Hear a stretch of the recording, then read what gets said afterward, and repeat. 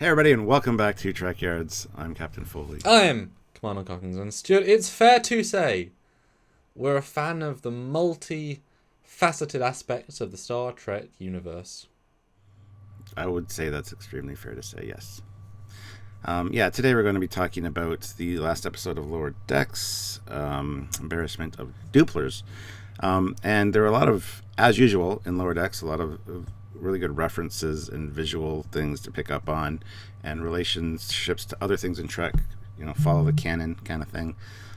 We're going to talk about that today, and maybe tomorrow, because this might be a multi-part video, so there's a lot to talk about. Normally, I have 1 pages of slides, and that's I think there was, even for the museum one, because all of them are very small. I have 4 slides for this one. Because in that one, obviously, we saw a big room with things in, but then a lot of it was just going through corridors or whatever.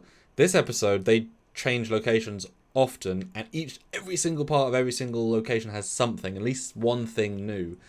And what's great about this one is that while its references is just the generic term of what we saw, it was a living, breathing space station which had parts of the Trek world living and breathing around it. So these aliens, these costumes, these whatevers, it was just real rather than just a museum. So it felt more organic and more full, as well as a store, literally a store, which had cool things. So yeah, real interesting, and it kind of overload, and obviously you can tell I have 4 slides. So the first slide, though, and this is in chronological order, because best way to go about, this is my first batch. And I'm very curious about the Gorn. I mean, the Gorn's cool to see, but is it a Discovery uniform, or is it alluding to that? Because it has very much like the same kind of cut and colors. I just think it's Gorn military. Well, I love he has a helmet, custom bumpy with helmet, spikes on it. Yeah. Yeah. I just thought it was quite a crisp uniform. The Gorn Hegemony Defense Force, maybe. GHDF, GNDN almost. Yeah, and this is obviously includes the initial beam-in and the store.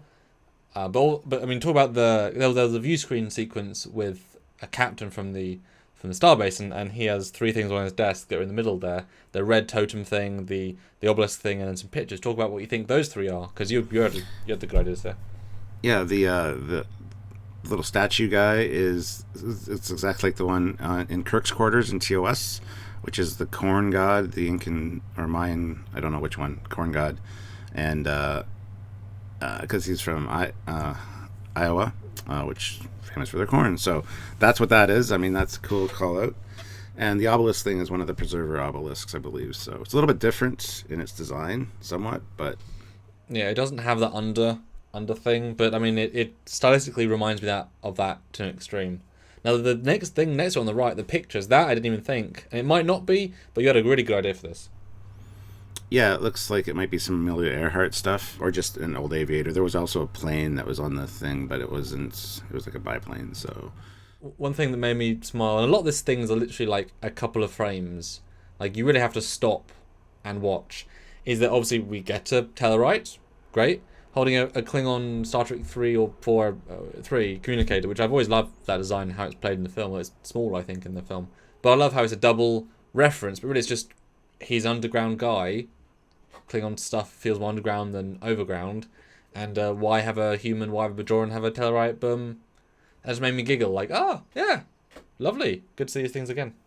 One thing that kind of made me laugh was the outfit or the uniform or the whatever from Angel 1 that we saw the little guy wearing, and then Riker's as well. The Riker chest uniform. Big and bold. Fun. And I appreciate seeing the phaser rifles, because I'm a phaser collector. Not a huge fan of the Voyager compression rifle, but I see it. I recognize it. And there is actually to the left of that batch there was a TOS rifle and some other stuff, but there was not even a single frame of more than like the hint of it. So they never you can't see it, but it is there. So even more was built in. But beautiful rifles. And the Vulcan Lurpa there from Amok Time. Deadly looking weapon. Which we have seen before in this show. But it's always great when they recanonize TOS. Which I was speaking of to the right. Beautiful TOS tricorder. Beautiful. Beautiful. A little bulky. Lower deck style. But it's just the end. Yeah, I know. You got some pads there as well. Looks like some 3D printers or old replicators. See, I think that one on the right is the Picard replicator from the flashback in Mars, where we joked it's literally a 3D printer they just bought off the shelf and slapped in their scene because there was a reshoot and they didn't have any money left. So I think that's a reference to their own reference. Yeah, I don't know what's on the top shelf on the left there, but obviously got a TOS, one of the portable computers that they have. Well, they're tricorders. I assume they're trying to be TNG tricorders, but obviously it's lower detail. I like they've got tribbles, though, in a cage, because tribbles are quite dangerous. It's also from breeding. Of course, on the top middle of the frame, hidden, hard to see, is that in Star Trek 2 and then in TNG, you've got this, and also Airplane, you've got this double sort of emitter thing with two red beams that pulse in the middle. They go back and forth. Well, it must do something. Yes, it's in every sci-fi thing ever. So, so that was a lovely small one. Obviously, 3D chess. I noticed the Bajoran because they have lots of aliens, but you don't really see Bajorans apart from that bit. And obviously, at the bottom, you see the fourth Quarks. Obviously, Quarks bar in DS9. You saw it in Picard. You saw it in Lower Decks in previous episode, I believe, and now this as well. So he's definitely franchised. Like, appreciate the small little thing. Although, given the fact they buy some merchandise later, it's not a bar. Although there are drinks, it's a store as well. It just sells stuff because they bought a miniature set from Quarks. Cool. Oh, and obviously there's the scant dress uniforms, which is confusing because we've seen there are dress uniforms, proper ones, of the white ones in this episode, which we'll get to later. But also, they wore dress uniform earlier in the season, or last season. But it's just another fun, we understand, we know the universe. So many good things, Stuart, and all making sense. But the second slide, even more things. Like I said, so many things. And this is just the first half of the episode, Stuart. Yeah, I know. There'll be a part 2 to this, guys. So tune in tomorrow for that. But we got a Dabo table, and they drive through there in the Chase Casino. Great looking Klingons with great outfits. Nice, great modern take on the uniforms. And then we got Barbershop as they drive through with the Bolians. Which does tell us that it's not just Mott the Barber. I don't know if it was ever established that there's many... I know there's 2 actors that played Mott in theory, but I don't know if it was necessarily established that they're always barbers. So I think this tells us, yeah, it's a cultural thing. Yeah, and it's funny because their name is Bolians, and you think of the bowl cut.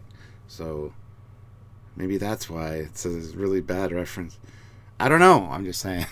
I just think, this has been said for 30 years now, it's great that the bald people with no hair are the hairdressers. That's great. And a Klingon getting a haircut. I like she looks mad. And this is before they smash in, so she's just aggressively getting a haircut. But it just works so well. And then men's fashion. And in the foreground, you got some of the bolts of fabric that you see in Encounter at Farpoint, the same kind of that magically reappear. And that's a very mini reference. I mean, they are literally just tubes, but it really is. And it also gives me a Garrick's Tailor Shop vibe. I'm kind of glad there wasn't a Cardassian at the desk. That would have been too far. But I love the fact that it's uniform people. I always I get a giggle of seeing the proper uniforms because it just shows there's a bigger, wider universe here. Which is season 2 is delivering this bigger universe. Absolute dividends compared to season 1. My goodness, they are not afraid to put us in the universe. Yeah, and the Vulcan there is looking at a really interesting looking shirt, like one you would see on a civilian or something. Yeah, it's always fun. So next row down, we've got a TOS computer console, which was kind of hidden in one little shot. Awesome. I think the jacket next to him is one that McCoy wore in Star Trek 5. Like, I think I recognize it. That's what my gut is saying. What do you think? The one behind the 3D chess? Yeah. Yeah, it's one of the away mission field jackets from Star Trek 2. Oh, all that. Oh, you're right with the pockets. Yeah. Yeah. Damn. Yeah. Nice. Okay. And we got the benzite lady with the breather. Just about 4 frames just thrown in there. And then this alien coming back. This was one of the aliens when Picard got abducted. Yep. And duplicated. Yeah, what's the name of that episode? I can't even remember. We just reviewed it not that long ago. Anyway, a very interesting, good episode. Very interesting looking alien for sure. And this one's got a little mustache and a little soul patch going on. So, and just it was also a really great makeup at the time. Like, it held up beautifully. But the double joke being he's a pacifist race. They're the most conquered race in the galaxy, where they always subdue. And so the fact that he sells weapons and is a bit mean to Marin and work with her. He's not of that ilk, which is great. And he's actually holding what looks to be a cage phaser laser. It's not. It's differently shaped, but it visually is trying to be that. So that's cool. To the right of him, though, tell us your theory, because he is in First Contact uniform blue, so he is Starfleet. It's not a theory. That's clearly Alex Kurtzman in a Pike. Who's Alex Kurtzman, Stuart, for those who don't know? If you don't know, why are you watching? Alex Kurtzman is the executive producer of All New Trek. Yay. Anyway, yeah, it's a reference to him. And actually, I heard somebody, he says something with beeps or whatever during this. And you know what? I saw on a podcast, or I heard about a podcast that translated it from whatever, Morse code or whatever it was. I'm not fired, is what it says apparently. So, which if that's the case, that's hilarious. I don't know if that's true though. That's what I've heard, and I just wanted to get that out there in case other people haven't heard that. So, because it certainly resembles him, and as someone pointed out, glasses are a very mini part. I don't think we've seen anyone else with glasses in the entire Lower Decks canon. So that's a very noteworthy feature that he has, and Retnak's fine, that's obvious, but it's noteworthy. But classic reference to the right, beautiful looking Klingon disruptors, lovely detail. They put a lot of nice into that, and it's great they're still. I mean, I guess maybe that guy sold them to the Packleads because they use them, and here they are being sold. The bottom left though, literally is only out of focus. The Ferengi are moving clothes. That's the reference, but the fact that they did that and it's detail and it's there and it's effort and it's just wonderful, guys, wonderfurl.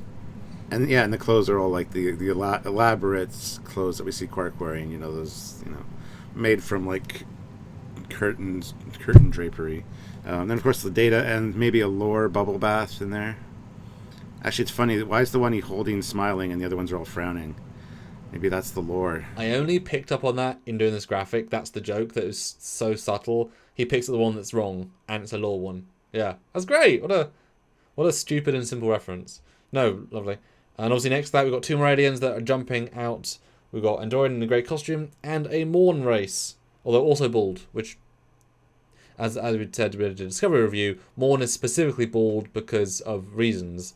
Their species isn't meant to be, but they've kind of retconned everyone now because we saw in Discovery, seen them here. So, I mean, you wouldn't recognise him with the big bowl cut, or dreadlocks, whatever. So I get it, but Yeah, because Morn was bald because he was storing liquid latinum in one of his stomachs, and it was like poisoning him. But a lot of aliens, and there are more aliens in part 2, Stuart. There's only halfway through the episode. Look how much they crammed in. Well done, guys, and good stuff too. Yeah. So guys, that's it for part 1. Please join us for part 2 tomorrow. And in the meantime, hit that like button, comment down below if there's anything we missed here, anything you saw, or anything that you didn't see that we pointed out to you.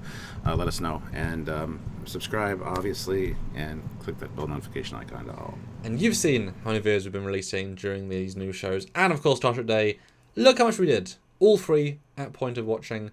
So if you want to support that, then please do it. Patreon is a monthly service. Join the channel, which is also monthly on YouTube, or Super Chat during the lives. That is a really fun way, or PayPal as well. Basically, use the links down below in the description. Lots of great ways you can buy shirts. Please do. So until next time, guys. He's Commander Cockings. He's Captain. I will see you in part 2. Bye, guys.